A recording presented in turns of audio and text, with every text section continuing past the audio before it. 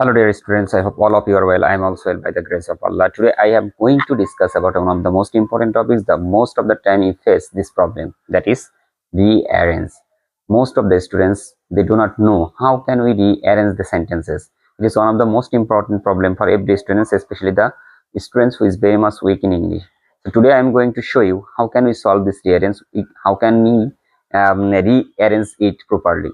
So otherwise I will try my level best to give you the most important rearrange by this technique so that you can understand the rearrange very well. So আজকে আমরা সবচেয়ে সহজ উপায়ে দেখব যে কিভাবে এটা একটা সমাধান করা যায়।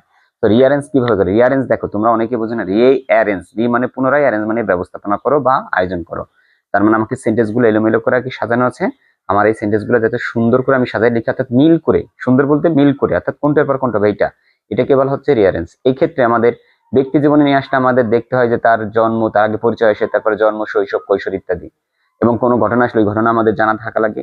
এটা যদি থাকে তাহলে আমরা অর্থ সহকারে। রিঅ্যারেঞ্জ করার সবচেয়ে সহজ টেকনিক হচ্ছে তুমি প্রত্যেকটা সেন্টেন্সের মানে বুঝতেছো কিনা।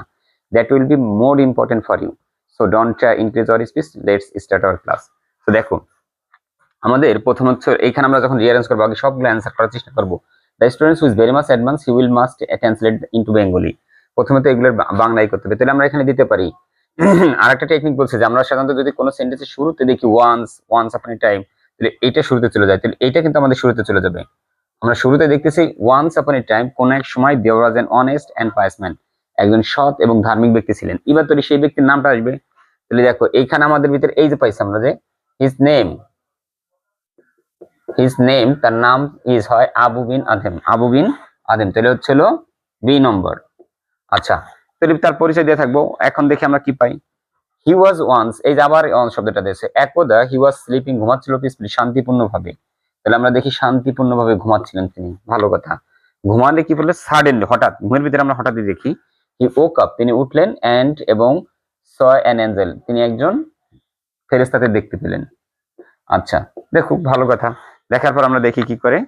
দ্য এঞ্জেল ওয়াজ রাইটিং, তিনি দেখলেন যে এঞ্জেল ওয়াজ রাইটিং, তিনি লিখতেছিলেন the name of person who loved God, যে সৃষ্টিকর্তাকে ভালোবাসে তার নাম তিনি লিপিবদ্ধ করতেছেন। তাহলে আমরা এইটা দেই। আচ্ছা, লিপিবদ্ধ করার ক্ষেত্রে তখন কিন্তু তার কিউরিওসিটি লাগে যে যেহেতু আমি একজন ভালো মানুষ, পায়াস মানুষ, তাহলে আমার নাম আছে কিনা। তাহলে হচ্ছিল, দেখো কি বললো, আদুবিন আদম রিকোয়েস্টেড, ওইটাও হবে না। তারপর আমরা দেখি কি লেখা আছে। আচ্ছা, হি আস্কড দ্য এঞ্জেল, তখন তিনি এঞ্জেলকে জিজ্ঞাসা করলেন if his name was that, তার নাম কি সেখানে আছে। এঞ্জেলকে জিজ্ঞাসা করলো। তাহলে এই যে দেখো এখানে কোনটা আছে, আমরা দেখি যে প্রশ্ন করলে তার উত্তর দিতে হয়, তাহলে উত্তর দেওয়ার কোথাও দিয়ে আছে। In reply the angel said, তার উত্তরে এঞ্জেল সেড বললেন that his name was not there, যে তার নাম সেখানে নাই। না থাকলে নিতে অবশ্যই কষ্ট পাবে, তখন কি করলেন। আচ্ছা, হি, তারপরে কি করলেন দেখি আমরা। তারপর দেখো আবু বিন আদম রিকোয়েস্টেড হিম, এঞ্জেলকে অনুরোধ করলেন to put his name in the list, তার লিস্টে তালিকায় নামটা রাখতে, বিকজ কারণ he loved mankind and his fellow brothers, সে তার ভাইকে এবং তার যে সমসাময়িক আছে মানব জাতিকে সে প্রচুর ভালোবাসে।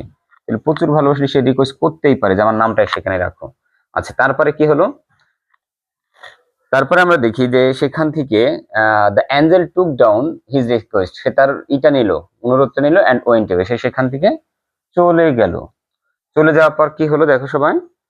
আচ্ছা, আর কোনটা বাকি আছে, তাহলে এটা। He again appeared the next night, পরের দিন রাতে আসলেন, এন্ড কি করলেন, and showed that Abou Adhem his name was the top of the list, এবং তার নামটা অনেক উপরে, অর্থাৎ সবার উপরে তার নামটা দেওয়া আছে। তোমরা যদি রিঅ্যারেঞ্জটা এরকম মিনিং সহকারে বাসায় প্র্যাকটিস করো, বিগত সালের বোর্ডগুলো একটু বেশি প্র্যাকটিস করো, কারণ এখান থেকে কমন পড়ে যায় অনেক সময়। এই গল্পটা হচ্ছিল গল্পের মতো করে। আমরা জানি যে এই যে রিঅ্যারেঞ্জটা গল্পটা হচ্ছিল, আমরা এসএসসি তেও পেয়েছি অনেকে। এই গল্পটা যদি আমি মনে রাখি এইভাবে, যে একদা একজন ধার্মিক ব্যক্তি ছিলেন, তার নাম ছিলেন হচ্ছে আবু বিন আদম।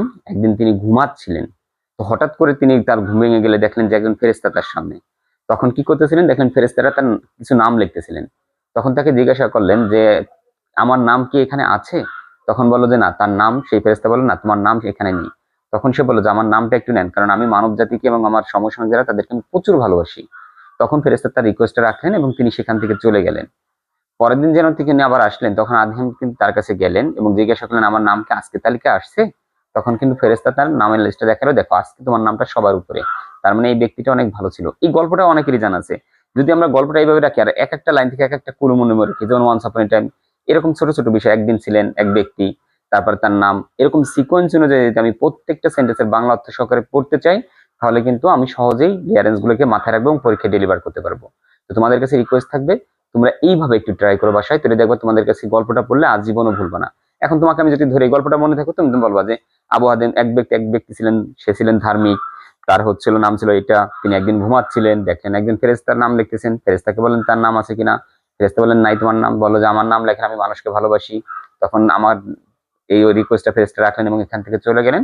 পরের দিন এসে আমাকে আবার তার তালিকা দেখলেন এইটা। ওই সাথে সাথে যদি সিকোয়েন্সটা মাথায় ঢুকে নাও, টেন্সটা একটু মাথায় রেখে সেন্টেন্সটা গুলোকে, তাহলে কিন্তু তুমি সহজে অ্যান্সার করতে পারবা। This is the most important and best technique to learn rearrange, otherwise there is no alternative way. আর otherwise I give you a speech that every day, most of the time I try to give some reference doing in this way so that you can understand these questions very well. So my dear students, please keep your eyes on this channel, and I request you, do you feel that this channel is very good for you, you can subscribe this channel, and you also encourage your friends. Please keep your eyes on this channel so that we can learn something from this teacher. And I also request you, if any person is interested to get admitted in online or offline student courses, you can communicate with me by giving number on screen. So আজকে এই পর্যন্ত, সবাই ভালো থেকো, সুস্থ থেকো, আল্লাহ হাফেজ।